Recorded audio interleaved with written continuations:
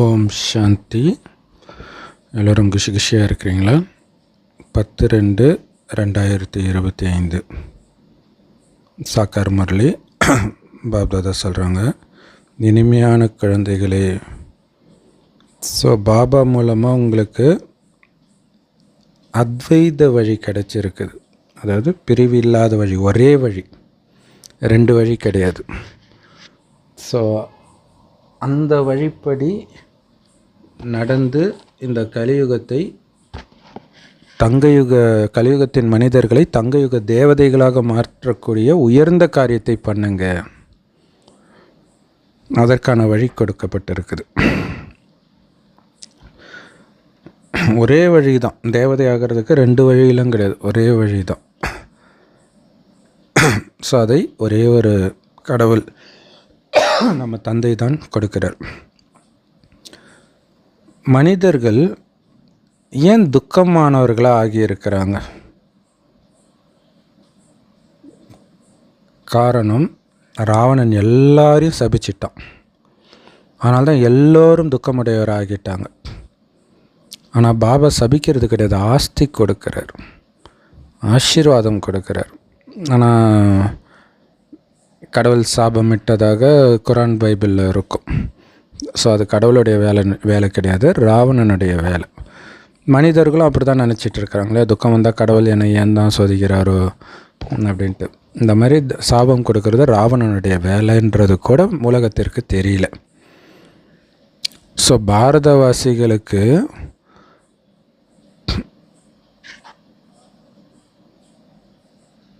பாபா ஆஸ்தியை கொடுத்தார், அவர்களுடைய ஆஸ்தியை திரும்ப கொடுத்தார். அதனால தான் அவங்க அவ்வளவு சந்தோஷமாக சொர்க்கத்தின் எஜமானர்களாக ஆனாங்க, பூஜிக்க தகுந்தவர்களாக ஆனாங்க. ஆனால் ராவணனால் சபிக்கப்பட்டு பூஜாரிகளாக ஆகிட்டாங்க. பூஜாரி அப்படின்னாலே அனைத்தையும் இழக்கிற நிலை தான். ஓம் சாந்தி. குழந்தைங்க, மதுபனுக்கு பாப்தாதா கிட்ட வந்திருக்கிறீங்க. ஸோ இங்கே ஹாலுக்கு நுழைஞ்ச உடனே நீங்கள் பார்க்குற எல்லா சகோதரன் சகோதரி மட்டுமே, ஒரே உறவு தான், சகோதர சகோதரிகள் மட்டுமே இருக்கிறாங்க. ஸோ பாப்தாதா வராரு அப்படிங்கிறத பார்க்கும் பொழுது பாபாவை நினைக்க ஆரம்பிச்சிடுறீங்க. நீங்கள் பிரஜாபிதா பிரம்மா உடைய குழந்தைகள், பிராமணர்கள், பிரம்மகுமார் குமாரிகள். லௌகீக மனிதர்களுக்கு இந்த பிரம்மா பாபாவை பற்றிய ஒன்றுமே தெரியாது. ஆனால் பிரம்மா மூலமாக பிறந்தவர்களுக்கு பேர் தான் பிராமணர்களே. ஆனால் பிரம்மாவை பற்றிய அவர்களுக்கு தெரியாது. ஸோ அப்போ உண்மையான பிராமணர்கள் பிரம்மகுமாரிகளாகிய நாம தான். பாபா எப்போ வராரோ அப்போ கண்டிப்பாக பிரம்மா விஷ்ணு சங்கரும் தேவைப்படுறாங்க. ஸோ அவர்களை உருவாக்குறார் சூக்ஷ்மவதனத்தில். அதனால தான் திருமூர்த்தி சிவபகவானுடைய மகா வாக்கியம்னு சொல்லப்படுது. அதுக்காக 3 பேர் மூலமாக பாபா பேசுவாரா? ஒருத்தர் மூலமாக தான் பேசுகிறார், பிரம்மா மூலமாக தான் பேசுகிறார். ஏன்னா அவர் மூலமாக தான் படைப்பு காரியம் நடக்க வேண்டியதாக இருக்குது. உங்களுடைய புத்தி இந்த விஷயங்களை நல்லா தாரணை பண்ண வையுங்க. எல்லையற்ற தந்தைக்கிட்ட வந்து தான் சொர்க்கத்தின் ஆஸ்தி கிடைக்கும், கண்டிப்பாக உங்களுக்கு கிடைக்கும். பக்தர்களுக்கு பகவான்கிட்ட இருந்து என்ன விருப்பம்? ஜீவன் முக்தி, சொர்க்கம்தான் விருப்பம், எல்லா மதத்தினருக்கும். ஆனால் இப்போ பந்தனத்தில் இருக்கிறாங்க, அதனால தான் துக்கம். ஸோ அப்போ துக்கத்தை கொடுப்பது இந்த பந்தனம், அதை அறுத்தெறியுங்கள். ஜீவன் முக்தி அடைந்த நிலையில் உடலில் இருந்து கொண்டே வாழ்வது தான் ஜீவன் முக்தி. ஸோ அப்படி வாழ கற்றுக் கொடுக்கிறார். துக்கத்தின் உச்சத்தில் கற்றுக் கொடுக்கிறார், பந்தனத்தின் உச்சத்தில் பந்தனத்தை அறுத்தெறிய கற்றுக் கொடுக்கிறார். ஆனால் கடமையை நிராகரிக்கலை, அது ரொம்ப முக்கியம். ஏன்னா இப்போ கலியுகத்தில் வந்து துரோகிகளாக மாறுறாங்க, அவங்களும் தான் அறுத்தெறிகிறாங்க. ஆனால் அது வந்து கடமையிலேருந்து தப்பிக்கிறாங்க, அதுக்கு பதில் சொத்து இந்த மாதிரி விஷயத்தை மட்டும் அபகரிக்கணும்னு நினைக்கிறாங்க. இங்கே அப்படி கிடையாது. நம்மக்கிட்ட இருந்து எல்லாம் போகும்னு நமக்கு தெரியும். ஆனாலும் நம்ம கடமையை செய்யணும். ஏன்னா நாம் உருவாக்கியவர்களை பாலனை செய்ய வேண்டியது நம்மளுடைய கடமை. அது மனைவியாக இருக்கட்டும், குழந்தையாக இருக்கட்டும். அப்போ கடவுள் குழந்தைகளை நிராகரிக்கிறது இல்லைல்ல, அதே மாதிரி நம்மளும் நிராகரிக்கிறது கிடையாது. கடமை செய்வோம், ஆனால் விடுபட்டு செய்வோம். ஏன்னா கலியுகத்தில் நீங்கள் என்ன பண்ணாலும் நாயை குளிப்பாட்டி நடு வீட்டில் வச்சாலும் சேத்துக்கு தான் போகணுவாங்களே, அந்த மாதிரி தான் இங்கே இருக்கிற மனிதர்கள் அப்படி தான் பண்ணுவாங்க. அதனால தான் கடமை செய், பலனை எதிர்பாராதே, எதிர்பார்த்தாலும் கிடைக்காது அப்படின்னு சொல்லப்படுது. ஸோ பந்தனத்தில் இருக்கிறதுனால துக்கத்தில் எல்லோரும் கடவுளை நினைக்கிறாங்க, வந்து எங்களை இந்த பந்தனத்துலேருந்து விடுவீங்கன்னு நினைக்கிறாங்க. ஸோ பாபா வந்துட்டாருன்ற விஷயமே குழந்தைகளாகிய உங்களுக்கு மட்டும்தான் தெரியும். கல்பமாக பாபா வரார். மனிதர்கள் கடவுளைத்தான் தாயும் நீயே தந்தையும் நீயே அப்படின்னு கூப்பிடுறாங்க.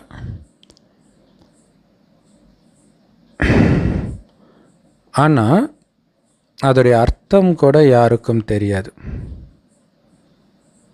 தாயும் நீயே தந்தையும் நீயே அம்மையப்பன் என் தாயும் அல்லவா என் தந்தையும் அல்லவா இப்படியெல்லாம் பாட்டெலாம் பாடியிருக்கிறாங்க. ஆனால் அதோடைய அர்த்தம் உண்மையிலே தெரியுமா அப்படின்னா தெரியாது. ஆனால் நிராகாரரை தான் இது குறிக்குதுன்ற அளவுக்கு அவங்க புரிஞ்சுக்கிறாங்க, அவ்வளோதான். அவங்க சும்மா பாடுறாங்க அர்த்தம் தெரியாமல், ஆனால் எதையுமே அவங்க அடையிறது கிடையாது. இல்லை கலியுகத்தில் எல்லாத்தையும் இழந்த பிறகு என்னத்தை அவங்க அடையிறாங்க? அவரை தெரிஞ்சிக்கும் பொழுது தான் அவர்கிட்டருந்து நம்ம அடையவே செய்கிறோம், பாடுறதுனால கிடையாது இல்லையா? எந்த மதத்தில் ஆக்சுவலாக பைபிளில் யோபு அதிகாரம் ஃபுல்லாக அந்த ஒரு மெசேஜை சொல்லுது. நீங்கள் என்ன தான் விழுந்து கும்பிட்டாலும் உங்களுக்கு எதுவும் கிடைக்காதுன்றது தான் அதோடைய மெசேஜே. நான் கடவுள் சொன்ன மாதிரிலாம் நடந்தேன், எனக்கு எப்படி இந்த அநியாயம் நடக்குது அப்படி இப்படின்னு வரும். ஸோ அது வாய்ப்பு கிடையாது அப்படிங்கிறது தான் அதில் இருக்கும். கஷ்டம்தான் படுவார் யோபு. ஸோ உண்மையிலே பக்தி பண்ணுறதுல எந்த பலனும் இல்லை அப்படிங்கிறது தான் யோபு அத்தியாயத்துடைய உண்மையான கருத்து. அது ஆனால் அவங்களுக்கு புரியாது. ஸோ பாபா கிட்ட இருந்து ஆஸ்தியை இப்போ தான் நாம் அடையிறோம். இதோடு அடுத்த கல்பத்தில் அவர் வரும்போது தான் கொடுப்பார். ஸோ அது வரைக்கும் பக்தி செய்கிறதுக்கு எந்த பலனும் பக்தி செய்யும்போது கிடையாது. ஆனால் அவர் அதோடைய பலனாக தான் அவர் வரார், கிடைக்கிறார் நமக்கு. ஆனால் அந்த நேரம் நீங்கள் அவரை பிடிக்காமல் விட்டிங்கன்னா பக்தி பண்ணதெல்லாம் வேஸ்ட்டாக போயிடும். ஸோ பாபா நமக்கு அரை கல்பத்துக்கு நிலைச்சிருக்கக்கூடிய அளவிற்கு அளவற்ற ஆஸ்தியை கொடுக்கிறார். பிறகு ராவணன் சபிக்கிறான். அந்த சாபத்தினால கொஞ்சம் கொஞ்சமாக அனைத்தையும் இழக்கிறோம். நாம் எல்லாம் சபிக்கப்பட்டவர்கள்னு கூட உலகத்தினருக்கு தெரியல. ராவணனால் சபிக்கப்பட்டவர்கள். ஆனால் பைபிளில் கடவுளால் சபிக்கப்பட்டவர் ஒரு கிறிஸ்தவ சகோதரி சொல்கிறாங்க. ஆதாமை கடவுள் துரத்துறாரு பார்த்தீங்களா, அதனால தான் நம்ம கஷ்டப்படுறோம். அவர் சபிக்கப்பட்டால் நம்ம எப்படி இது பண்ணுவோம்? ஸோ அப்போ சபிக்கிறது முதல்ல கடவுள் கிடையாது, ராவணன். அது தேக உணர்வில் வரும்பொழுது நாம் சபிக்கப்படுறோம். ஸோ அதனால தான் எல்லாருமே இப்போ துக்கமாக இருக்கிறாங்க. பாரதவாசிகள் எவ்வளவு சந்தோஷமாக இருந்தாங்க. நேற்று லக்ஷ்மி நாராயணன் ஆண்டார்கள் இந்த பாரதத்தை. இன்றைக்கி அவர்களுடைய சிலை முன்னாடி போய் தலை வணங்குறாங்க. ஆனால் யாருக்குமே அவர்கள் வாழ்ந்த அந்த தங்க யுகம் எப்போ இருந்ததுன்னு கூட தெரியாது. ஒருவேளை தங்க யுகம் லட்சக்கணக்கான வருடங்கள் இருந்திருந்தால் பிறகு வரக்கூடிய வெள்ளி யுகம், காப்பர் யுகம், இரும்பு யுகம் எல்லாமே அதே மாதிரி லட்சக்கணக்கான வருடம் இருந்திருந்தா அப்போ இந்த பூமியில் மனிதர்கள் நிற்க முடியாத அளவுக்கு மக்கள் தொகை அதிகமாக இருப்பாங்க. ஏன் தங்க யுகத்திலே மனிதர்கள் அதிகமாக இருப்பாங்க. லட்சக்கணக்கான வருடம் தங்க யுகமே நடந்திருந்தா. இது கூட மனிதர்கள் புத்தியில் உட்கார மாட்டேங்குது. நிறைய பேர் இருந்தால் என்ன ஆகும்? இப்போயே மும்பை, சென்னை இந்த மாதிரி இடங்கள்லாம் பார்த்திங்கன்னா ஒரு மாதிரி அப்படியே சின்ன சின்ன ஒரு குட்டி குட்டி ரூமாக, அது ஒரு பாத்ரூம் சைஸுக்கு ஒரு ரூமை கட்டி அது ஒரு வீடுன்னு வாடகை விடுறாங்க. இப்போயே இந்த நிலைமைனா லட்சக்கணக்கான வருடம்லாம் இருந்தால் என்ன ஆகிருக்கும்? அது எப்படி சொர்க்கமாக இருக்க முடியும்? இது கூட யாருக்கும் புரியல. ஸோ பாபா தான் நமக்கு இதையெல்லாம் புரிய வைக்கிறார். 33 கோடி தேவதைகள் இருந்ததாக சொல்கிறாங்க. ஸோ லட்சக்கணக்கான வருடங்கள் சத்தியுகம் இருந்திருந்தால் வெறும் 33 கோடி தேவதைகள் தான் இருந்திருப்பாங்களா? ஸோ இதை நீங்கள் புரிய வைங்க. சூப்பராக சொல்கிறாரு இல்லையா? ஏன்னா இப்போ இந்த ரமண மகரிஷியோடைய பாட்டில் ஏதோ ஒன்று எழுதியிருப்பார், பாரதியார் நினைக்கிறேன், 60 கோடி முகமுடியால் ஏதோ ஒன்று. ஸோ அதிலிருந்தே இப்போத்துக்குள்ளே இவ்வளோ மக்கள் தொகை வந்திருந்தால், லட்சக்கணக்கான வருடங்கள் இருந்திருந்தால் எப்படி 33 கோடி தேவதைகள் மட்டும் இருந்திருப்பாங்க? அது ஒரு சூப்பரான விஷயம் இல்லையா? ஸோ இதை நீங்கள் புரிய வைங்க. பாபா உங்களுடைய புத்தியை தூய்மையாக்குறார். ராவணன் உங்களுடைய புத்தியை துச்ச புத்தியாக்கு. ஸோ நம்ம புத்தியை தூய்மைப்படுத்துறது பாபாவோட வேலை, அதை அழுக்காக்குறது ராவணனுடைய வேலை. இதுதான் முக்கியமான விஷயமே. தங்க யுகத்தில் தூய்மையாக இருந்தீங்க, இப்போ அழுக்காக இருக்கிறீங்க. அப்போ ரெண்டுத்துக்கும் இடையில் தான் ராவணன் வந்திருக்கணும். இப்போ அழுக்காக இருக்கிற நீங்கள் தங்க யுகத்தில் மீண்டும் தூய்மையாக போகிறீங்கன்னா, இப்போதைக்கும் தங்க யுகத்துக்கும் நடுவில் தான் பாபா வந்திருக்கணும் இல்லையா? ஸோ எப்பொழுதுலேருந்து ராமராஜ்யம் இருந்தது?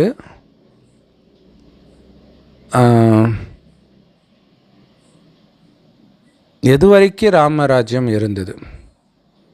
அடுத்தது ராவண ராஜ்யம் எவ்வளவு காலம் இருக்குது அப்படின்னு யாருக்குமே தெரியாது.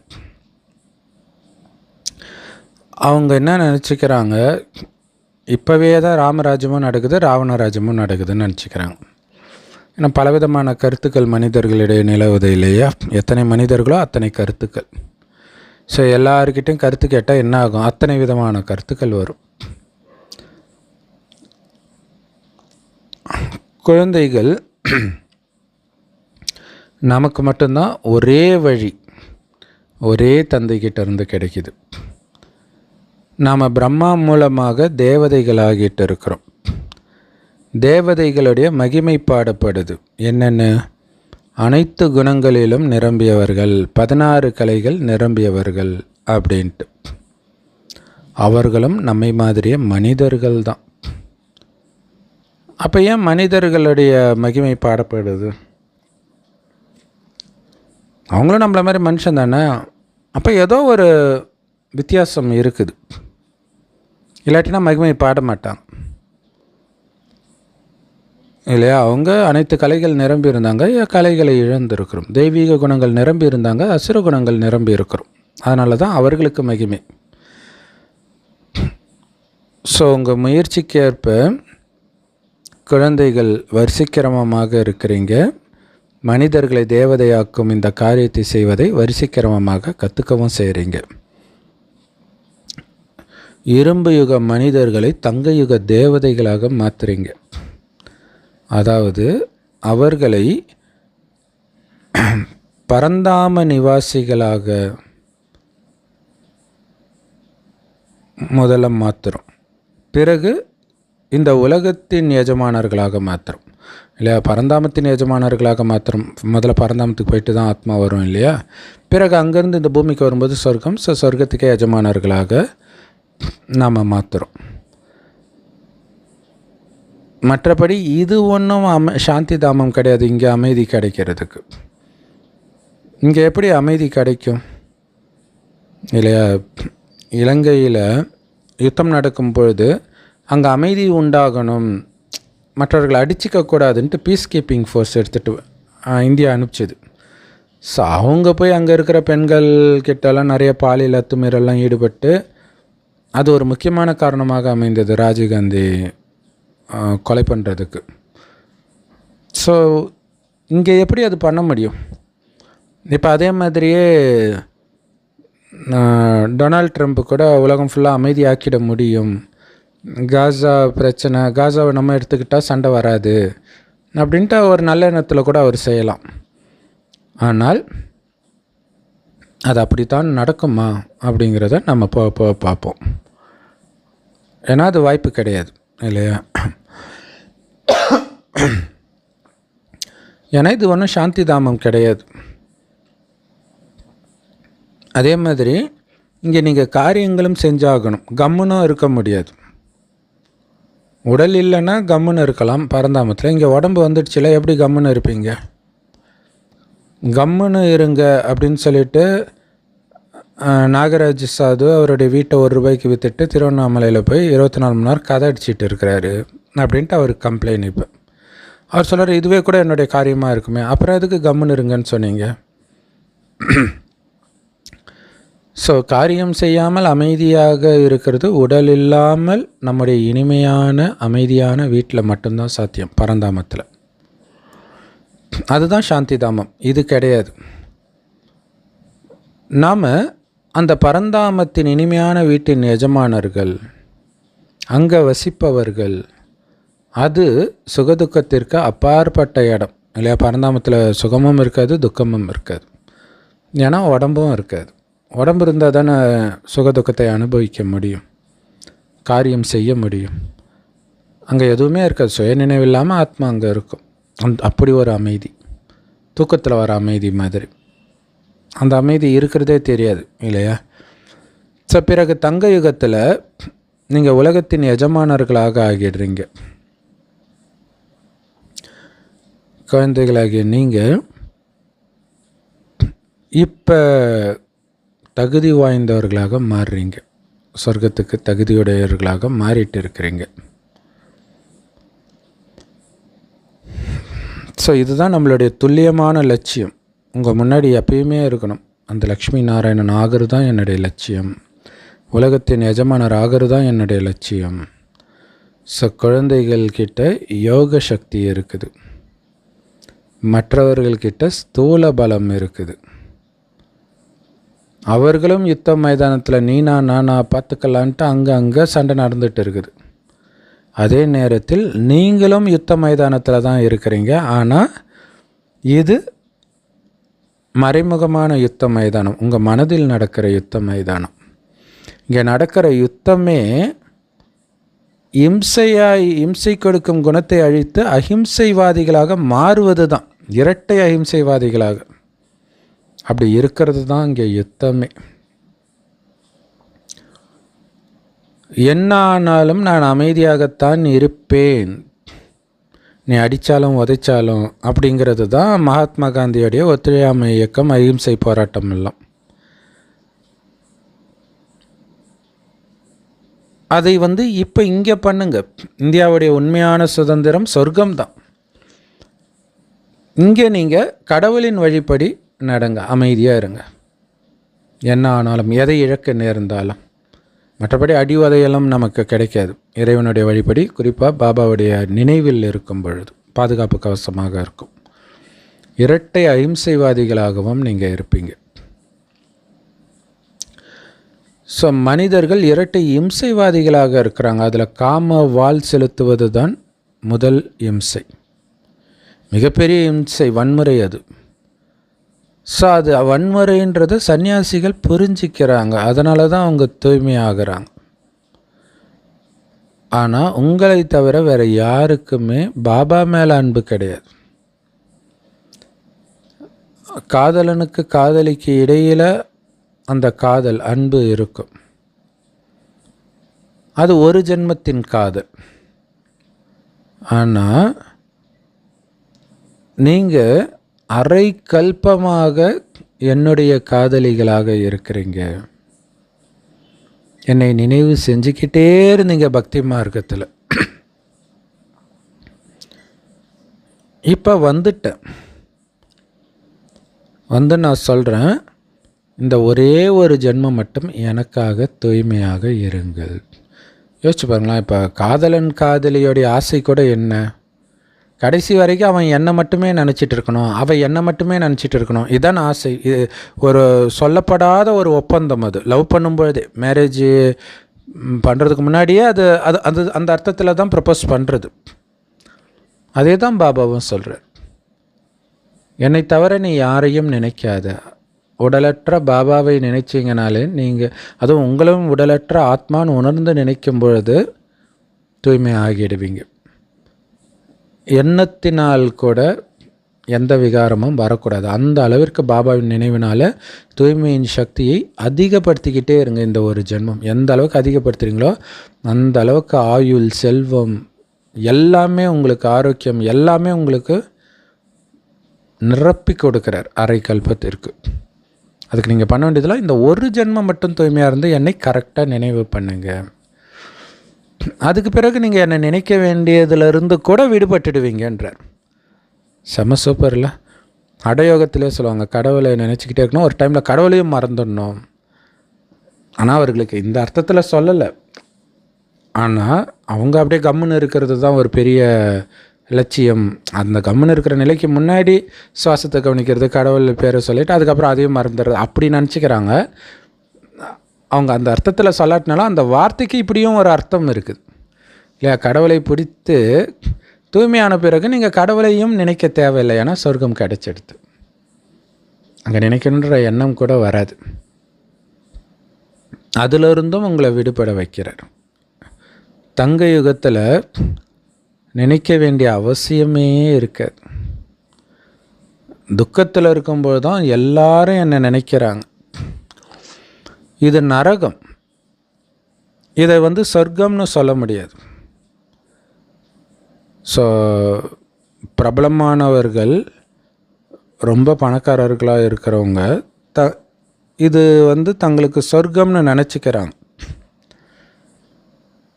இல்லையா? ட்ரம்ப் பெருமையாக சொல்லிக்கிறார், இந்த உலகத்திலே நான் தான் ரொம்ப ஃபேமஸான பர்சன் சொல்கிறாங்க. கிடையாது, ஜீசஸ் தான். அப்படின்னா என்ன அர்த்தம்? ஜீசஸ்க்கு அடுத்ததான் நான் தான் சொல்கிறார்.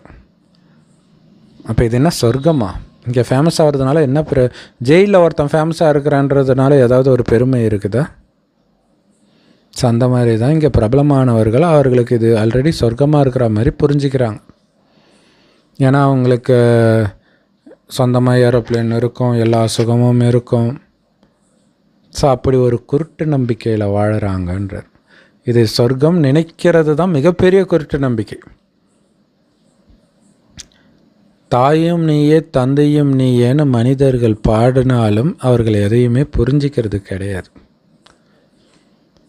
அப்படி என்ன எல்லையற்ற சந்தோஷத்தை அவர்கள் அடைந்தார்கள் அப்படின்னு யாருக்குமே தெரியாது இல்லையா? எல்லையற்ற தாய் தந்தை, அவர்கிட்ட எல்லையற்ற ஆஸ்தி அடைஞ்சிருப்போம்ல, அது கண்டிப்பாக சந்தோஷத்தை கொடுத்திருந்தால் தானே அவருடைய மகிமையை பாடியிருப்போம். அப்படி என்ன சந்தோஷத்தை அடைந்தோம் அப்படின்னு யாருக்குமே தெரியாது.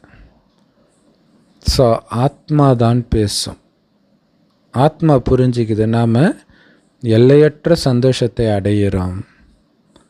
அந்த எல்லையற்ற சந்தோஷத்துக்கு பேர் சொர்க்கம், சுகம் நிரம்பிய உலகம். எல்லோருக்குமே சொர்க்கம்னாலே ரொம்ப ரொம்ப இனிமையாக அனுபவமாகுது. எல்லா மதத்திலும்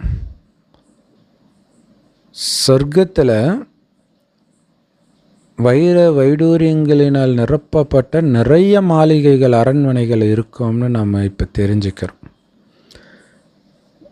பக்தி மார்க்கத்தில் கூட ஆரம்பத்தில் அந்த அளவிற்கு அளவற்ற செல்வம் இருந்ததுனால தான் வைர வைடூரியத்தினால சோமநாதர் ஆலயத்தை கட்டினார்கள். ஸோ அவர்கள் கட்டிய ஒரு சித்திரமும் லட்சக்கணக்கான மதிப்பு வாய்ந்ததுன்றார் அந்த காலத்திலே இல்லையா? அப்போ லட்சம்னா இப்போல்லாம் கோடானு கோடி வந்திருக்கும். எங்கே போச்சு அந்த செல்வம் எல்லாம், அந்த சிலைகள் எல்லாம்? அவ்வளவு திருடிட்டு போனாங்க, கொள்ளையடிச்சிட்டு போனாங்க வெளிநாட்டிலேருந்து முகமது கஜினி போன்றவர்கள். அந்த அளவுக்கு செல்வம். ஸோ இங்கேருந்து எடுத்துகிட்டு போனதை தான் மற்ற நாடுகளில் இப்போ வச்சுருக்கிறாங்களே. எல்லாமே பாரதத்திலிருந்து போனது. ஸோ நாம் தந்தை மூலமாக மீண்டும் சொர்க்கத்தின் எஜமானர்களாக ஆகிட்டு இருக்கிறோம் அப்படிங்கிறது இப்போ நம்மளுடைய புத்தியில் இருக்குது.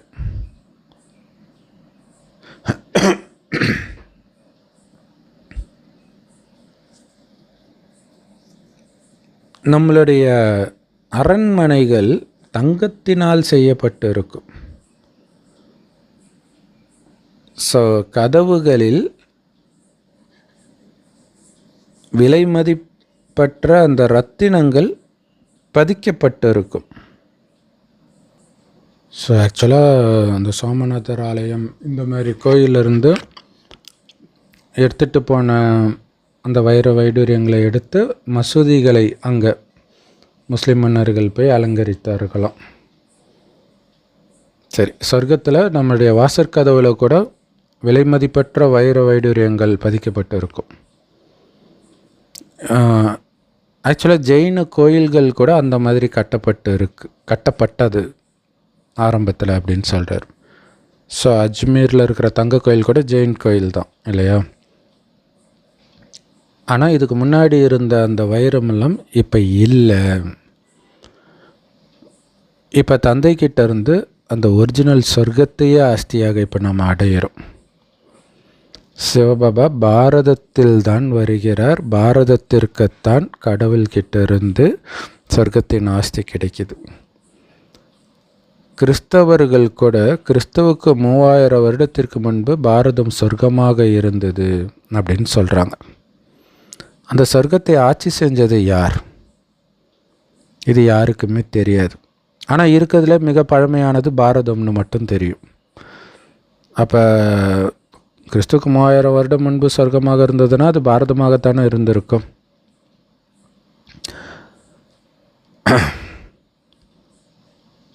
தந்தையை சொர்க்கத்தின் இறை தந்தை, ஹெவன்லி காட் ஃபாதர்னு சொல்கிறாங்க. அதாவது சொர்க்கத்தை உருவாக்கிய தந்தை அப்படின்னு சொல்கிறாங்க. ஸோ அப்போ கண்டிப்பாக தந்தை வந்திருக்கணும், உங்களை சொர்க்கத்தின் எஜமானராக மாற்றி இருக்கணும். ஒவ்வொரு 5000 வருடத்திற்கு முன்பு ஒவ்வொரு 5000 வருடத்துக்கு ஒரு முறை நீங்கள் சொர்க்கத்தின் எஜமானராக பாபாவினால் மாற்றப்படுகிறீர்கள். பிறகு அரை கல்பத்திற்கு பிறகு ராவண ராஜ்யம் தொடங்கும் பொழுது கொஞ்சம் கொஞ்சமாக எல்லாத்தையும் இழக்க ஆரம்பிக்கிறீங்க. ஸோ இதையெல்லாம் மிக தெளிவாக நீங்கள் படத்தில் காட்டுனீங்கன்னா, லட்சக்கணக்கான வருடம் கொண்டது கல்பம்ன்றது அவங்க புத்தியிலிருந்து விலக ஆரம்பிக்கும். லக்ஷ்மி நாராயணன் தனியாக இருப்பாங்களா சொர்க்கத்தில்? அப்படி தானே காட்டுறாங்க.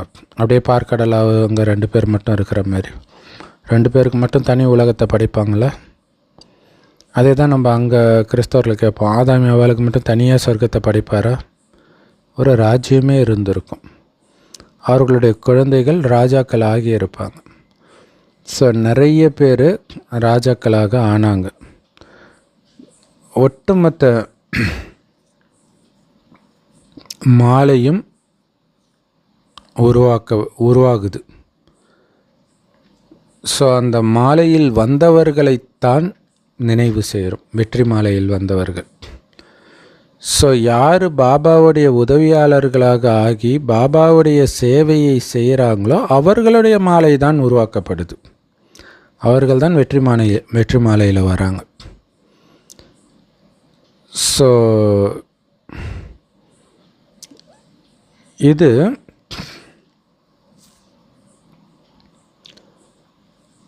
முழு கல்பமும் வருபவர்களுடைய நினைவார்த்தம்.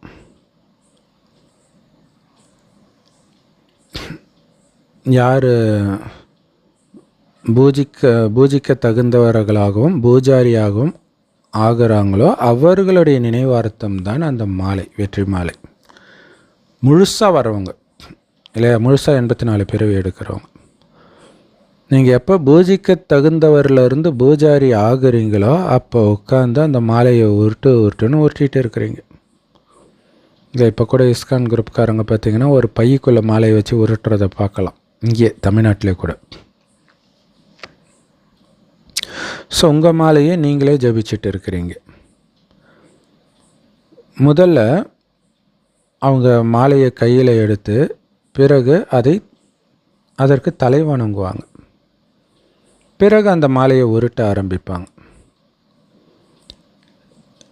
நீங்கள் முழு சக்கரத்தை சுற்றுனீங்க இல்லையா, அதோடைய நினைவாக சுத்தினவர்களை அவங்க சுற்றிக்கிட்டு இருக்கிறாங்க விரலால் இல்லையா? அது எதுக்காக சுற்றினாங்க அப்படிங்கிறது ஆரம்பத்தில் ஒன்றுத்துக்கும் ஒரு காரணம் வச்சு பண்ணியிருப்பாங்க. ஒரு பக்தியின் ரீதியாக தான் பண்ணியிருப்பாங்க. அதுக்கு பிறகு கான்சன்ட்ரேஷன் போகக்கூடாதுன்னு பண்ணுறாங்க அப்படின்ட்டு இப்போ ஒரு விளக்கம் கொடுத்து அதை சமாதானப்படுத்திக்கிறாங்க. அது யாருன்றதில் கவனம் இல்லாமல் போயிடுது. நீங்கள் முழு கல்பமும் சுற்றி வந்திருக்கிறீங்க. வந்து எல்லாத்தையும் இழந்த பிறகு மீண்டும் சிவபாபா கிட்டேருந்து ஆஸ்தியை அடையிறோம். ஸோ அப்போ இந்த வெற்றி மாலையை ஜபமாலை உருட்டுறதுடைய மகத்துவம் உங்களுக்குத்தான் தெரியும். மனிதர்கள் யாருடைய பேரையோ சொல்லி அந்த மாலையை ஊற்றிட்டு இருப்பாங்க. புத்த மதத்தினர் ஒரு மாதிரி, கிறிஸ்தவர்கள் ஒரு மாதிரி, இஸ்கான் குரூப்புக்காரங்க ஒரு மாதிரி, சிவபக்தர்கள் ஒரு மாதிரி, அப்படி ஊற்றிட்டு இருப்பாங்க. ஆனால் யாருக்குமே எதுவுமே தெரியாது. உங்களுக்குத்தானே இந்த முழு மாலையை பற்றிய முழு ஞானமும் இப்போ இருக்குது, வேறு யாருக்கிட்டேயும் இல்லை. ஸோ அவர் கிறிஸ்தவர்களுக்கு தெரியுமா அது யாருடைய மாலையை அவங்க உருட்டுறாங்கன்ட்டு? பாபாவுக்கு இப்போ உதவியாளராகி சேவை செய்கிறவங்களுடைய மாலை அது. இந்த நேரத்தில் எல்லோரும் அழுக்கானவர்களாக இருக்கிறாங்க. யார் தூய்மையாக இருந்தார்களோ அவர்களே மறுஜன்மம் எடுத்து கீழே வந்து அழுக்காகிட்டாங்க. ஸோ அதனால் எல்லோரும் இப்போ கீழே தான் இருக்கிறாங்க, அழுக்காக தான் இருக்கிறாங்க. இப்போ எல்லோரும் திரும்ப வீட்டுக்கு போகணும் வரிசைக்கிரமமாக. ஏன்னா வரும்போதும் வரிசைக்கிரமமாக தான் வந்தாங்க, அதனால் போகும்போதும் வரிசைக்கிரமமாக தான் போங்க. ஸோ நிறைய விஷயங்கள் இருக்குது புரிஞ்சுக்கிறதுக்கு. இது மனித சிருஷ்டி மரம். இதில் நிறைய கிளைகள் உபக்கிளைகள்லாம் இருக்குது. இப்போ ஒட்டுமொத்த மரமும் அழிய போகுது. உங்களுடைய தேவதா தர்மத்தின் அஸ்திவாரம் இடப்பட போகுது. ஏன்னா நீங்கள் தான் இந்த சிருஷ்டி மரத்தின் அஸ்திவாரமே. தேவதைகள் அஸ்திவாரம், பிராமணர்கள் வேறு. சூரிய வம்சத்தினரும் சந்திர வம்சத்தினரும் அஸ்திவாரத்தில் வந்துடுறாங்க. யார் தங்க யுகத்தையும் வெள்ளி யுகத்தையும் ஆட்சி செய்தார்களோ அந்த தர்மமே இப்போ இல்லை, இல்லையா? ஆதிசநாதன தேவி தேவதா தர்மம் இல்லை. அவர்களுடைய சிலைகள் மட்டுமே இருக்குது. ஸோ யாருடைய சிலைகளை நீங்கள் வச்சுருக்கிறீங்களோ, பூஜை பண்ணுறீங்களோ, அவர்களுடைய உண்மையான வரலாறு நீங்கள் தெரிஞ்சிருக்கணும் இல்லையா? அவங்க சும்மா இவங்கெல்லாம் லட்சக்கணக்கான வருடத்திற்கு முன்பு வாழ்ந்தவர்கள் அப்படின்னு சொல்கிறாங்க. பாபா சொல்கிறாரு, அது மட்டும் இல்லை, இந்த பொருள் லட்சக்கணக்கான வருடத்திற்கு முன்பு இருந்தது இப்படிலாம் சொல்கிறாங்க. பாபா சொல்கிறாரு, இருக்கிறதுலே பழமையானது அப்படின்னா ஆதிசநாதன தேவி தேவதா தர்மம் தான். அதுவே 5000 வருஷம்தான் ஆகுது. ஸோ அதை விட பழமையானது ஒன்று கிடையாது.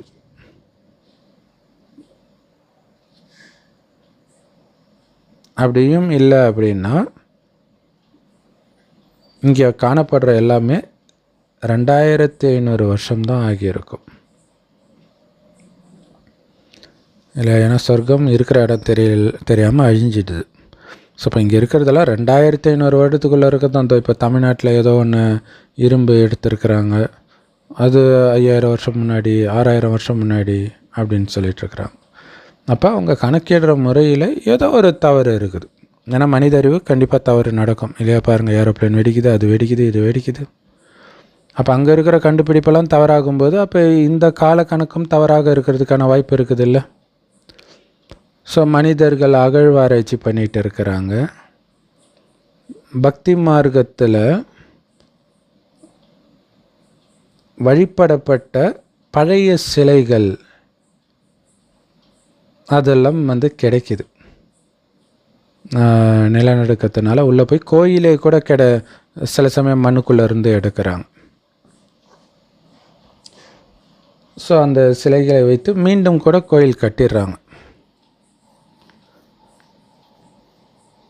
ஸோ இப்போ வைரம், தங்கச் சுரங்கங்கள் இதெல்லாம் காலி ஆயிடுச்சு. எல்லா சுரங்கமும் சொர்க்கத்தில் அது மீண்டும் நிரம்பிடும். ஸோ இந்த விஷயங்கள் எல்லாம் நம்முடைய புத்தியில் இருக்குது.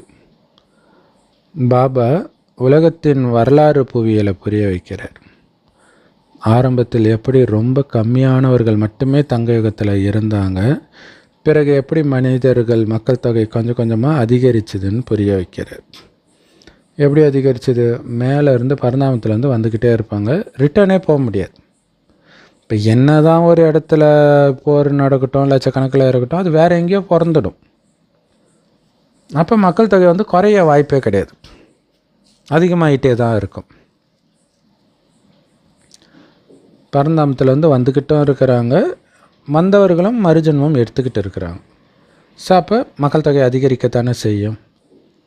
ஸோ பரந்தாமத்துலேருந்து இங்கே வர வர இந்த மனித சிருஷ்டி மரம் வளர்ந்துக்கிட்டே இருக்குது. ஸோ எப்போ மரம் முற்றிலும் வளர்ந்து ஒரு அந்த கடைசி அழுகி போகிற நிலையை அடையுதோ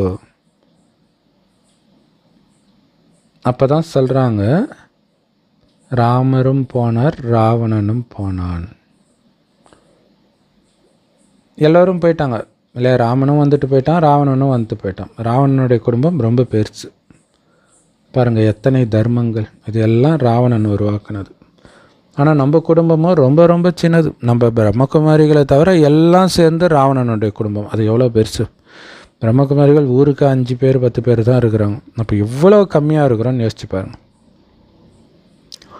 ஏன்னா இது பிராமணர்களுடைய குடும்பம் மட்டுமே. ஆனால் எவ்வளவு மதங்கள் இருக்குது. ஸோ வருஷம் அந்த மக்கள் தொகை கணக்கெடுப்பு அந்த ரிசல்ட்டை வெளியிடுறாங்க.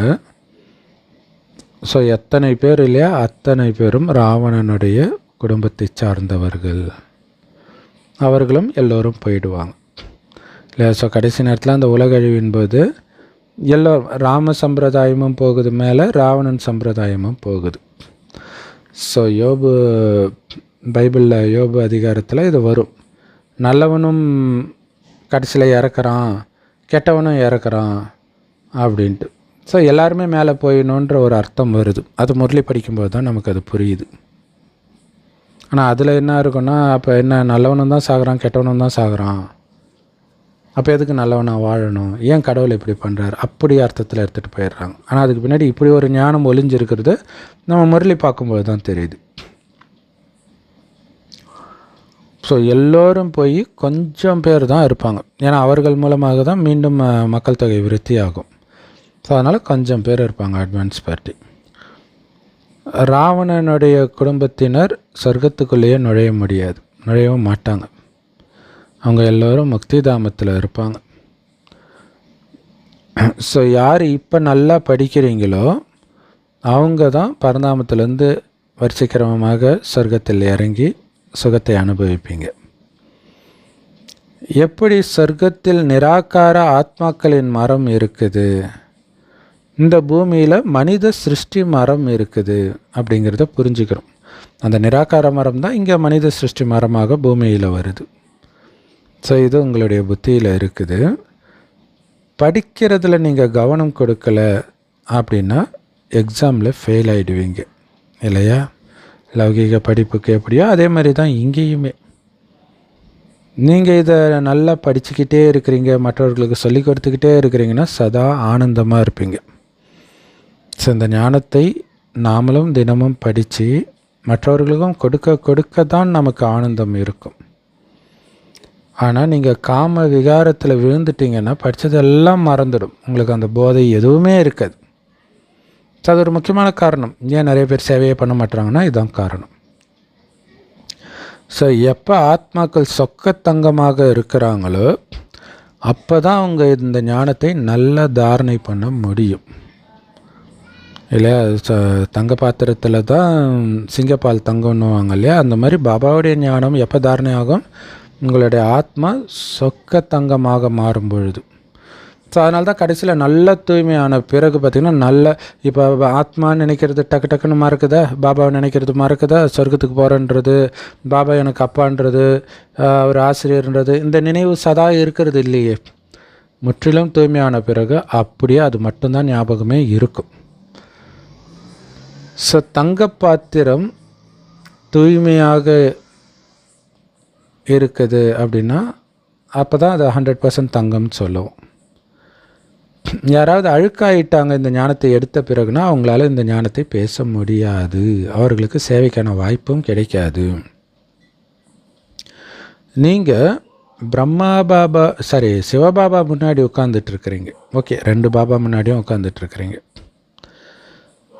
ஸோ ஆத்மா மெயினாக சிவபாபா முன்னாடி உட்காந்துட்ருக்குறேன், அது முக்கியம் இல்லையா? பிரம்ம பாபா அவர் ரதம், ஆனால் உங்களுடைய கவனம் அவர் உடம்புல இருக்கிற சிவபாபா கிட்ட போகணும்.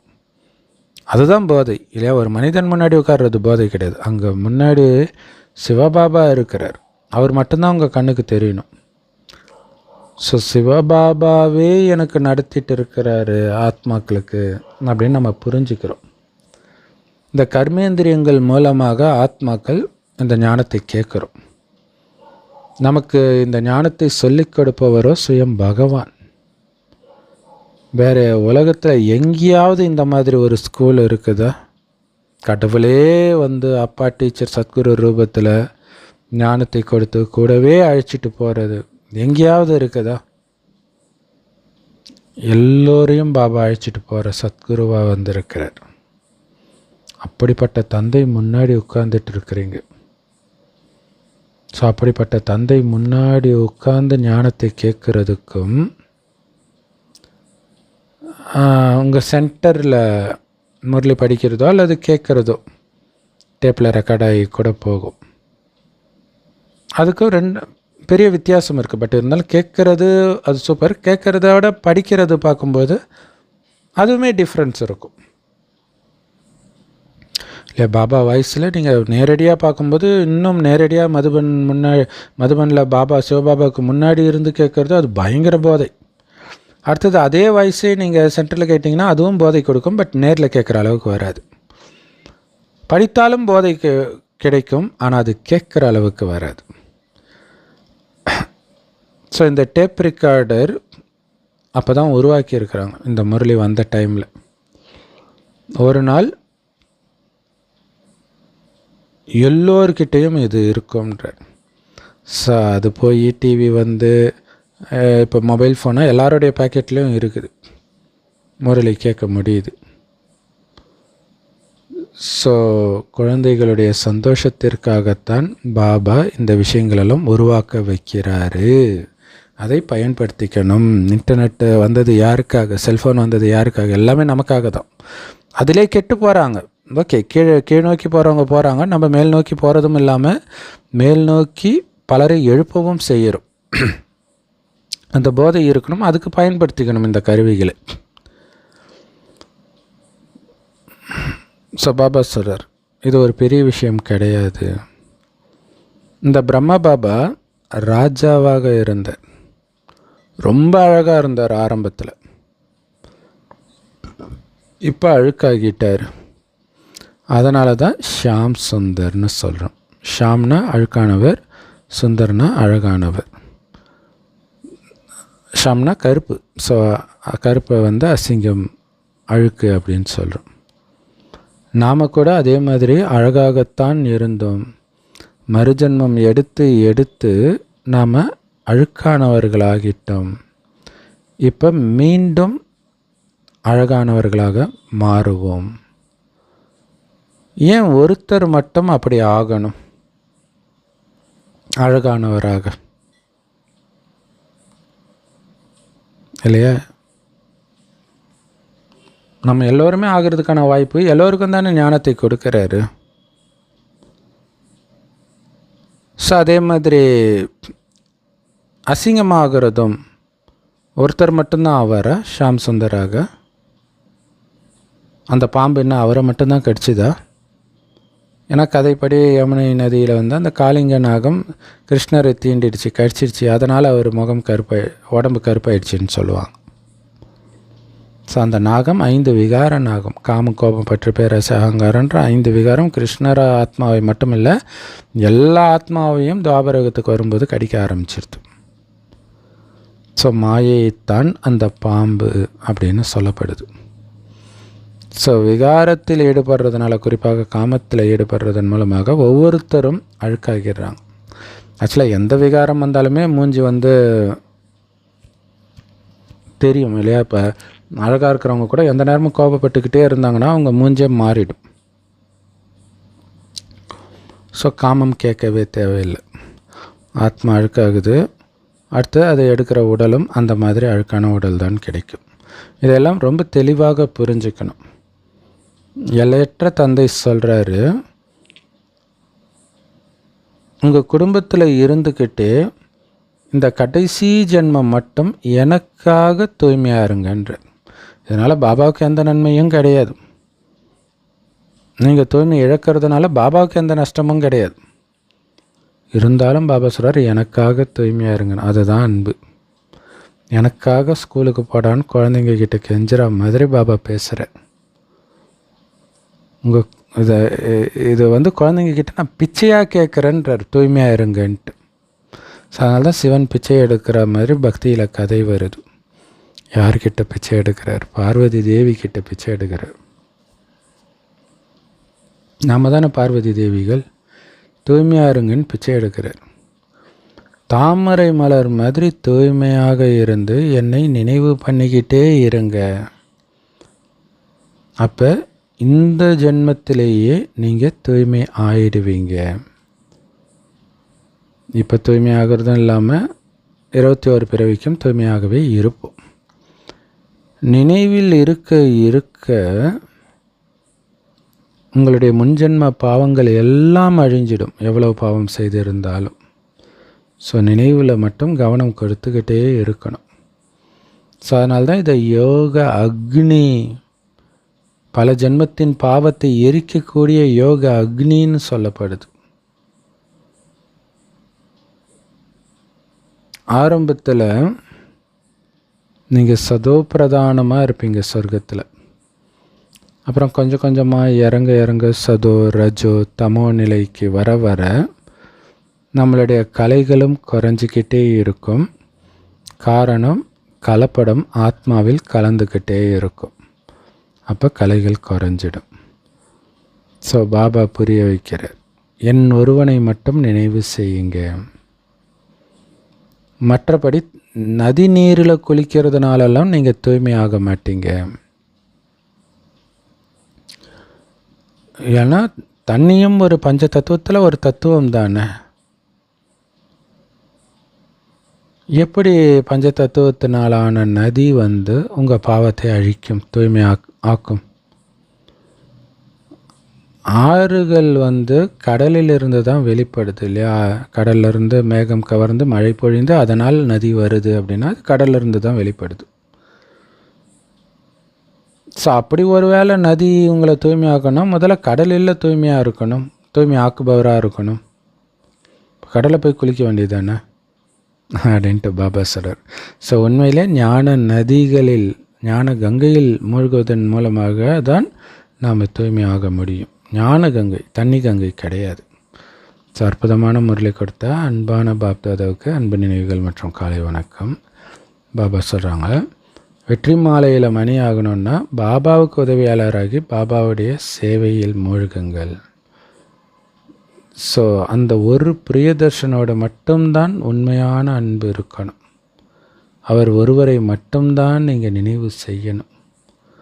ஸோ உங்களுடைய லட்சியம் லக்ஷ்மி நாராயணன் ஆகிறது இல்லையா? அந்த லட்சியம் எப்போவுமே உங்கள் முன்னாடி இருக்கட்டும்.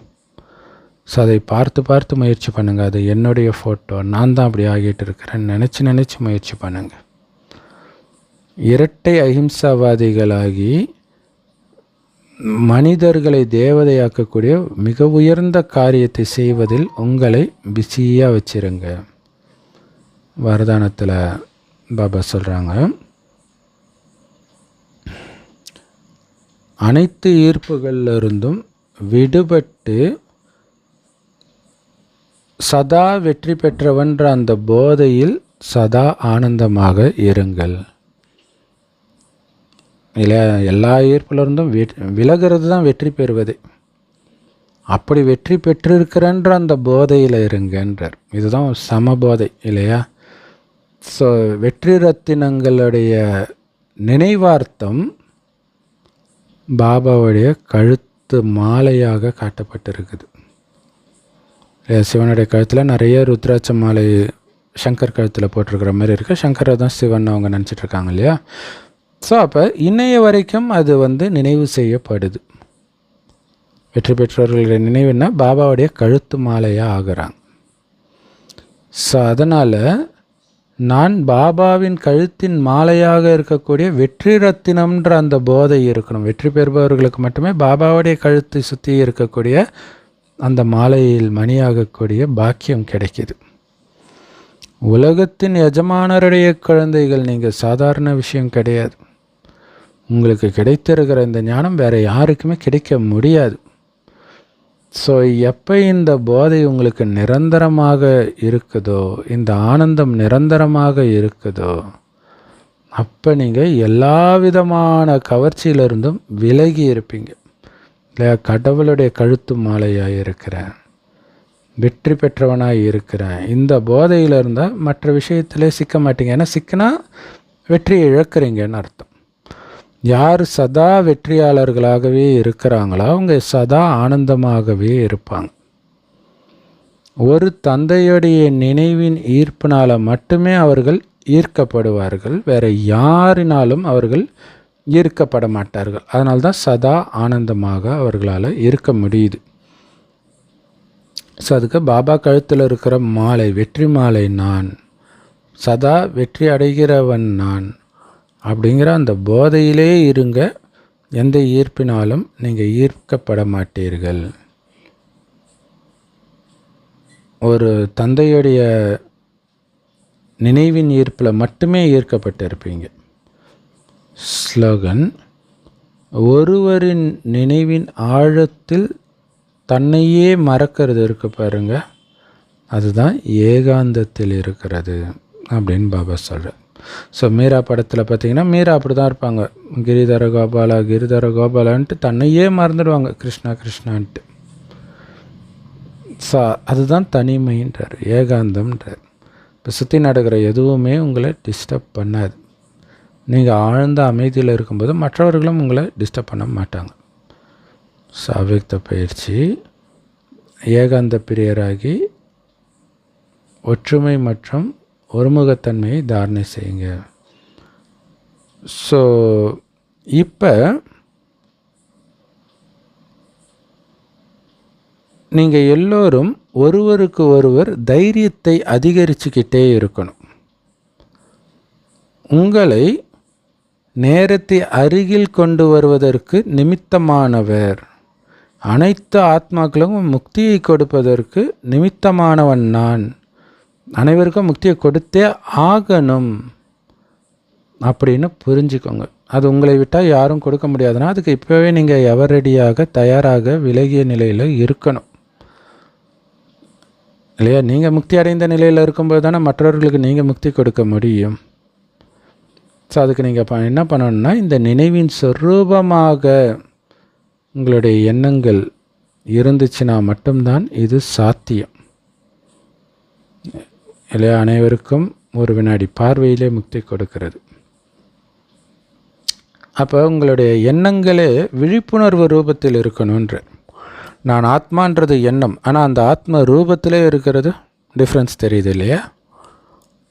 ஸோ நான் பாபாவுடைய குழந்தைன்றது எண்ணம், நான் பாபாவுடைய குழந்தைன்ற அந்த உணர்வில் மூழ்கி இருக்கிறது, அதுதான் அந்த விழிப்புணர்வின் சொரூபமாக. ஆனால்தான் இது சாத்தியம்ன்ற. எங்கே ஒற்றுமையும் திடத்தன்மையும் இருக்குதோ அங்கே நடக்க முடியாததும் நடந்துவிடும்ன்ற இல்லையா? ஒற்றுமை இருக்கணும், திடத்தன்மை இருக்கணும். அந்த ஒற்றுமைக்கு ஏகாந்த பிரியராக இருக்கணும் இல்லையா? ஒரு பாபாவோட மட்டும் இணைஞ்சிருப்பீங்க புத்தியினால், ஆனால் நீங்கள் எல்லோரோடவும் தான் இருப்பீங்க. அப்படி இருக்கும்போது என்னாகும்? ஒற்றுமையே குலையாது. ஏன்னா நீங்கள் மற்றவர்கள் வம்புக்கு போக மாட்டீங்க, மற்றவர்கள் வம்புக்கு வந்தாலும் அது உங்கள் மைண்டுக்குள்ளேயே போகாது. ஏன்னா நீங்கள் பாபாவுடைய நினைவில் இருப்பீங்க. இந்த டெஸ்ட் பேப்பர் நான் இதில் பாஸ் ஆகணும், இதே கவனத்தில் இருப்பீங்க. ஸோ அந்த எண்ணத்தை விழிப்புணர்வின் ரூபத்தில் எடுத்துகிட்டு வாங்கன்றதான் இன்றைக்கி ரொம்ப முக்கியமான விஷயம் இல்லையா? ஸோ அப்படி எப்போ உறுதியான எண்ணமும் ஒற்றுமையும் இருக்குதோ அப்போ நடக்க முடியாததும் நடந்தே தீரும். ஸோ அப்போ பாபா குழந்தைங்களுக்கு ஒற்றுமையும் வேணும், இப்படி நான் ஆகியே தீருவேன், அனைத்துலேருந்தும் விடுபட்டே தீருவேன் அப்படின்ற உறுதித்தன்மையும் இருக்கணும். அனைவருக்கும் முக்தி கொடுத்தே தீருவேன், அதற்கு என்னை நான் தயார்படுத்தியே தீருவேன் அப்படின்னு நீங்கள் உறுதியாக ஒற்றுமையாக இருக்கும் பொழுது நடக்க முடியாததும் நடக்கக்கூடியதாக மாறிடும், சாத்தியமற்றதும் சாத்தியமானதாக மாறிடும். ஓம் சாந்தி. Powerful Murli. Love you Bap Dada. Thank you Bap Dada. குஷ் குஷாக இருங்க, குளிர்ச்சியாக இருங்க.